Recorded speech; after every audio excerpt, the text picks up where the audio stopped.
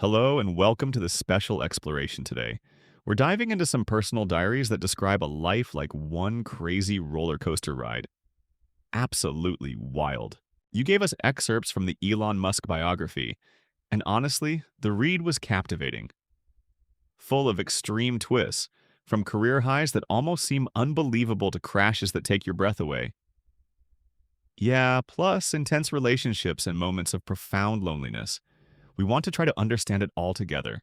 What drives a person through such a restless life? That's exactly the key question. So, our shared task today is to capture the essence of this wild journey, maybe even spot the patterns behind it. What drives someone to keep starting over again and again, often taking huge risks against all common sense, learning from mistakes, or sometimes making the same ones all over? Yeah, or just not studying at all. Exactly. We're going to look at the key moments, the turning points, and try to identify the driving forces running through it all. Are you ready for a deep dive into this resume? Absolutely. Let's start right at the beginning. The post-war era really shapes childhood. The family has to flee from Detroit. The father, a landscaper, is struggling to build a new life and has clear expectations for his son, Eddie.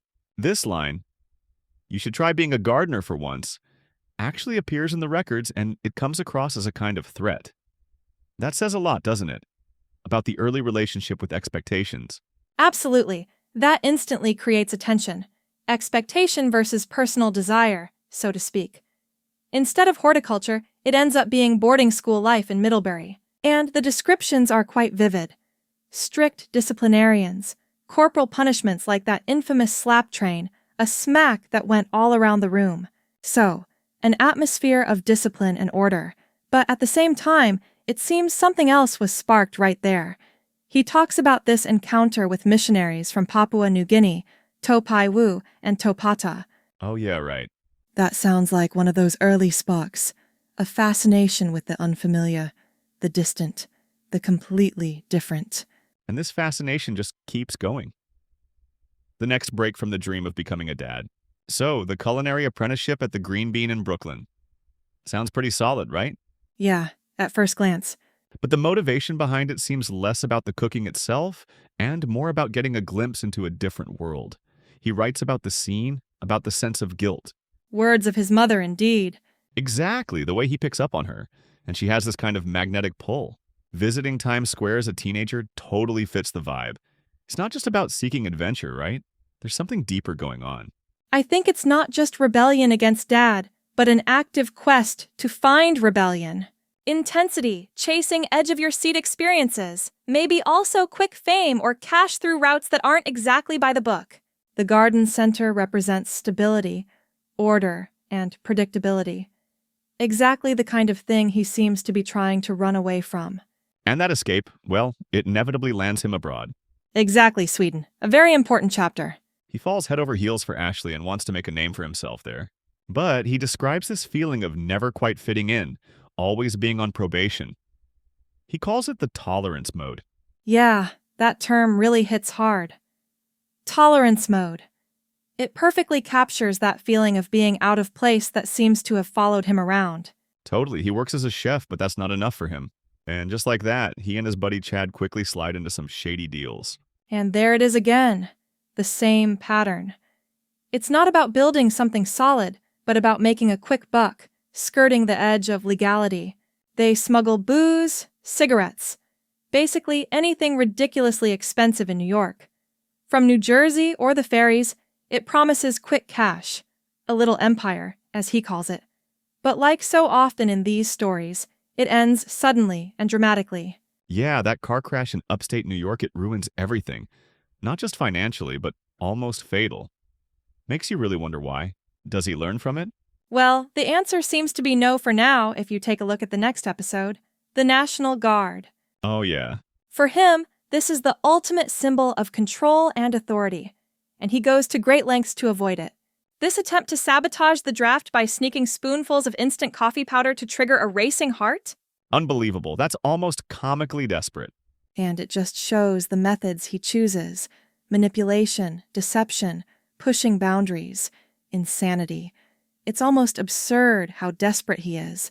The doctor sees right through it.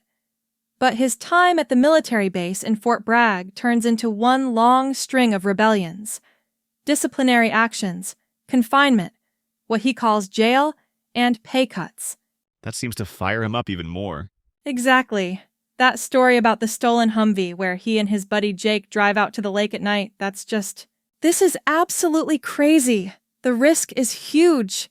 Absolutely unbelievable. And the peak of this rebellion is the fake suicide attempt. Putting a noose around his neck just to get admitted to the VA hospital, the loony bin as he calls it, and then getting discharged as unfit for service. That's a seriously drastic move. So, what does that tell us about his personality at that moment? It shows an incredible stubbornness in resisting structures he finds confining, and it also reveals a willingness to risk absolutely everything, even his reputation and health, to escape what he doesn't want. This almost existential rejection of being controlled by others seems to be a powerful driving force. Yes. The question is whether that energy will be put to more constructive use later on. After those early, mostly destructive rebellions, what follows is this seemingly endless series of entrepreneurial ventures. There's an attempt at settling down. He marries Linda, whom he meets while working at a barbecue joint in Asheville. They take over a butcher shop and convert it into a tavern, but that fails. He lands a job at Tropical Beverage Distributors, climbing from warehouse clerk to delivery driver. Yet that other side of him kicks in again. The risk, the quick money. He discovers roulette, and this is one of those turning points again. He throws himself into it, studies the subject, thinks he can master the game, and loses everything. Not just the joint savings with Lisa, but also company money from the liquor store's cash register. It's not just a financial blow, but a real moral low point, right? Absolutely. He has to confess this scam to Linda. You can feel the desperation in the recordings, but what's even more remarkable is the reaction that follows. Yeah, that's the fascinating part. Almost immediately after each crash, there's the next attempt. The death of his father hits him hard, and even though he actually hates the garden center, he returns there to honor his dad's final wish. He even gets his black belt. You'd think this is the moment he finally settles down. Exactly. And for a while, it even seems that way. He's actually innovative. He specializes in organic pest control using beneficial insects, like parasitic wasps and predatory mites. True, back in the 70s and 80s, that was pretty cutting edge. Absolutely. He launches the Seattle Flower Festival, an event that, according to his records, turns out to be a huge success. This really shows some serious entrepreneurial savvy and foresight. Yeah, true. But the pattern continues. This company ends up failing too. High energy costs, price pressure from competitors in Mexico, those are the reasons they give. The moral of the story? Bankruptcy, the equivalent of the old confession of defeat. Another crash. And what comes next? The most drastic change yet, I'd say. From landscaper to management consultant at Newton & Co., that's a leap into a whole new world. Sharp suits, luxury cars, and a completely different way of speaking. Yes. And here, he learns how to write, how to perfect the art of manipulation. This sales technique, SALE, he explains it as working with a colleague breathing down your neck. Yeah, where fake calls with so-called experts on the line are used to crank up the pressure. That sounds pretty cynical. Complete. He spells it out pretty bluntly himself. It's all about selling hot air. Peddling empty promises over and over again. That's ruthless. Yeah, again, a rapid rise, success, money, but the instability remains. An employee named Ryan cheats him out of commissions, and the whole company ends up under investigation by the IRS in the States. Another ending full of horror. It's as if success can never truly stick with him. Exactly.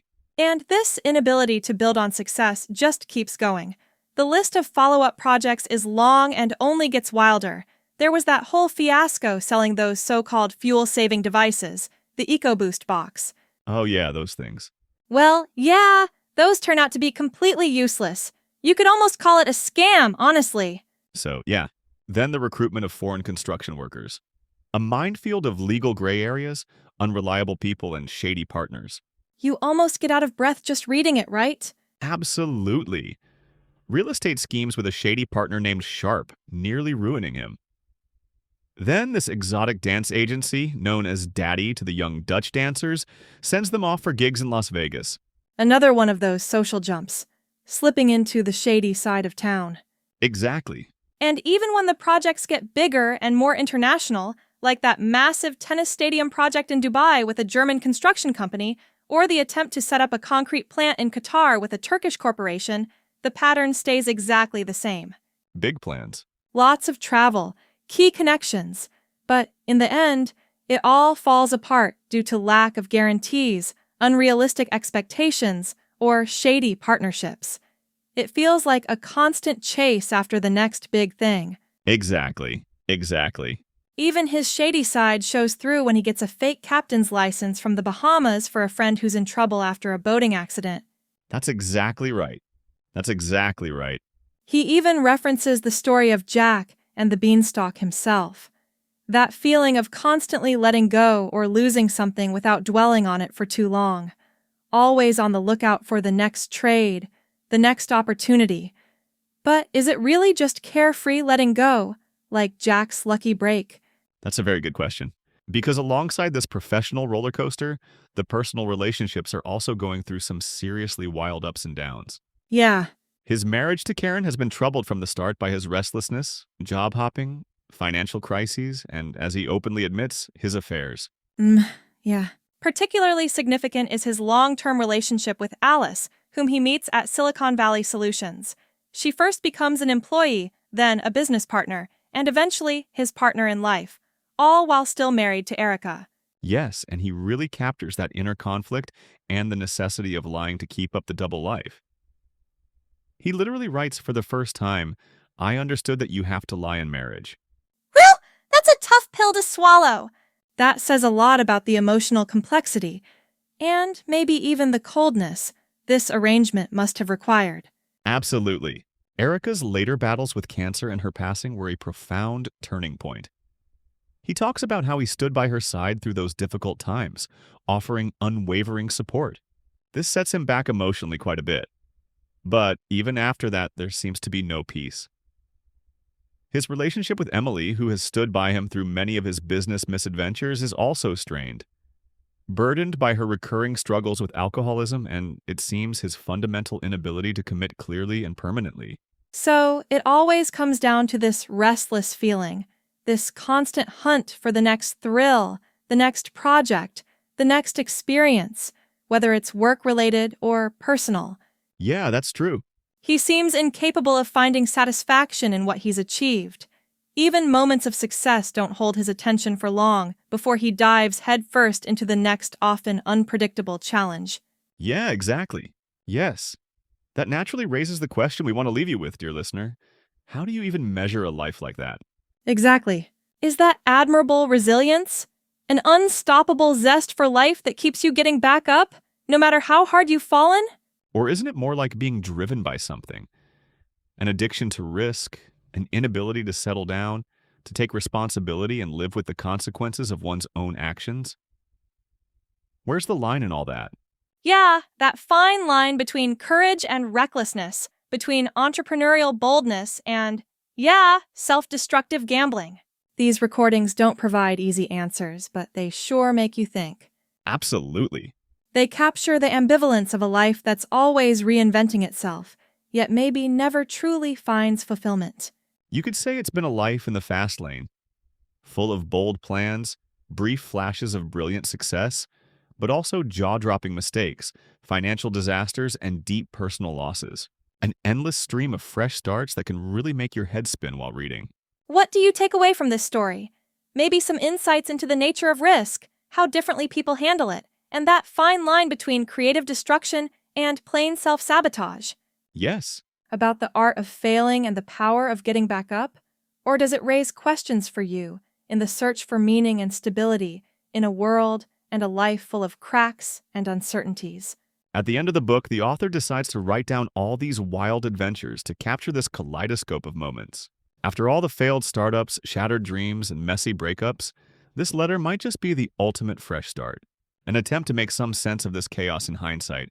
Maybe a way to find some self-reflection and peace. An interesting perspective, isn't it? Could writing be just the natural next chapter, The latest episode in this extraordinary life story? Yes. The next twist in the kaleidoscope? Another stop on this never-ending, restless journey. A question that, I think, remains open, and one you might want to ponder a little more after gaining these insights. And with that, we come to the end of our little journey through this, yes, truly fascinating thing called life. Until next time.